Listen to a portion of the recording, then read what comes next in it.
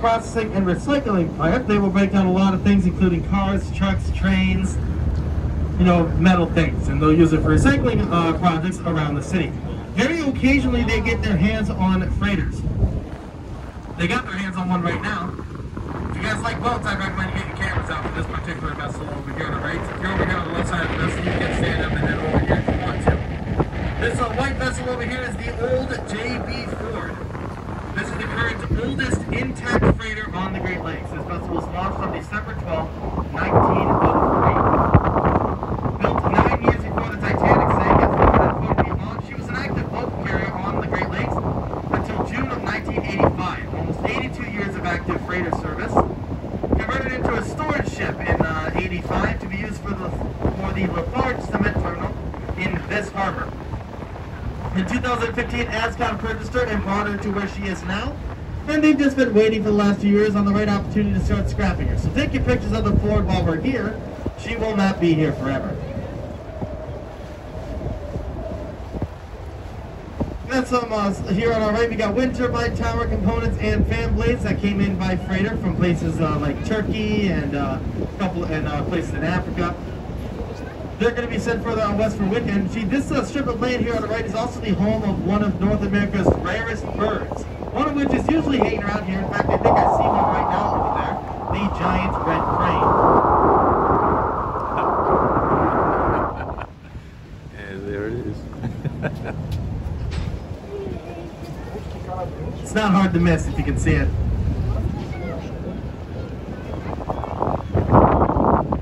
Yeah, it's not an actual bird. Talk about that 250 crane over there.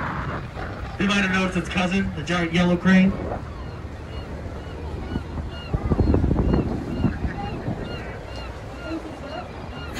But here on our right is the BBC Russia, a large blue freighter. This is a 482-foot long salty, meaning she comes from the Atlantic Ocean.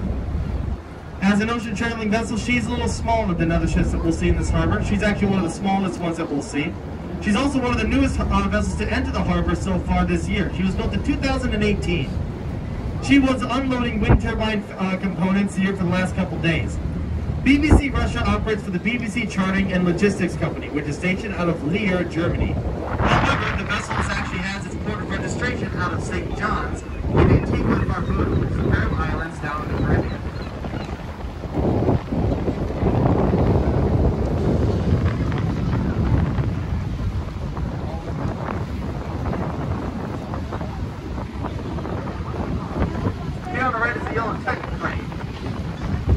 This marks the end of a pipeline that runs from the Husky fuel plant over in Superior.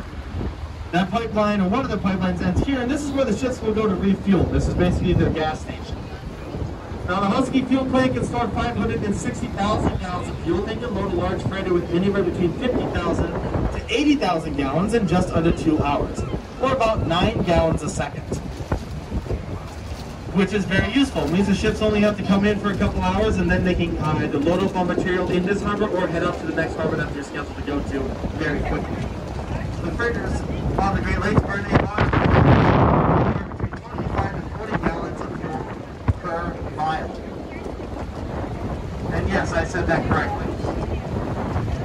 Now that might seem like a whole lot of fuel and very inefficient. However, it's the exact opposite.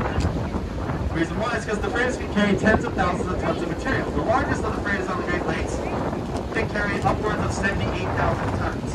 And the smallest ones can still carry 20 to 22,000 tons.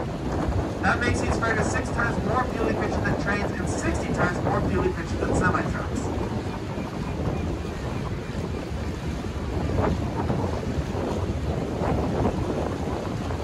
Something you might have noticed about this harbor is we have a lot of birds here. Most of them are seagulls. Any dark-colored seagulls that you see swimming and flying around this are actually birds that hatched this year, earlier in May or so is when they hatch. Seagulls start off as a brown coloration to help camouflage them on the ground, and over their first winter they turn white. We actually have 5 different species of seagulls in the harbor. The 2 main ones that you see around us are ring gulls and herring gulls. The smaller ones would be the ring gulls, and the bigger ones are the herrings. Outside of seagulls, we will see a bunch of other types of water birds, including cormorants, common terns, ducks, geese, swans, pelicans, parrots, egrets. Very occasionally, a loon may find its way into the harbor, but for the most part, they'll hang out on the lake itself rather than the harbor, as there's a lot less boating activity there. We'll also see birds of prey around here, including bald eagles, ospreys, hawks, kestrels, and even peregrine falcons. But seagulls are the most common type. Now, you may not always hear us refer to them as seagulls in this area, as we aren't anywhere near the ocean, which does kind of make sense. Another kind of a more unique name that this harbor has for them is due to the federal navigation charts. From the area location to where we are right now, federal charts navigate this place and label it as Superior Bay. So a lot of people call the seagulls bagels.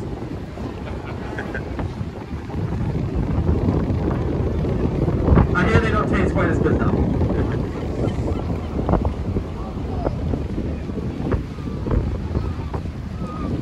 Here on our right are, about to be on our right, are 3 red and green tugboats. These are part of the Great Lakes Towing Company. From right to left, these tugs are named Missouri, Arkansas, and North Carolina. They are towing boats that assist freighters like the BBC Russia. They do not assist vessels like the American Mariner, which is the black and white ship departing the harbor in front of us.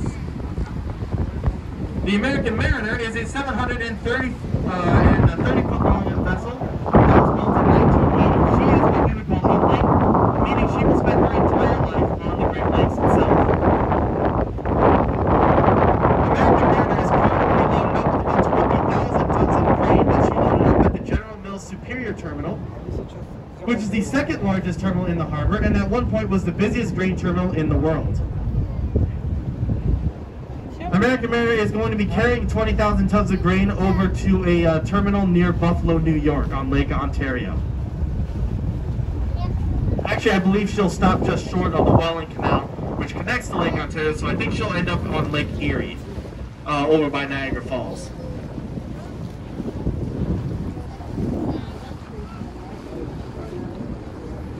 But the tugboats that are now on our left, like I said, they assist salties. Salties are designed more for stability on the ocean, whereas lakers like the Mariner are designed to be able to maneuver the riverways and the locks between the Great Lakes without any assistance, as it just makes it that much more efficient and a lot less money is used up. Those tugboats are very good at what they do. Each possesses a 1,250 horsepower engine, which gives them the power needed to move freighters, and they have 13 feet of hull under the water, which gives them stability.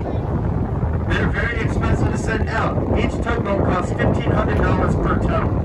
And it usually takes 2 tugboats to move a freighter, which means that the company that owns the freighter that is in need of assistance may pay upwards of $6,000 when the ship is in this harbor.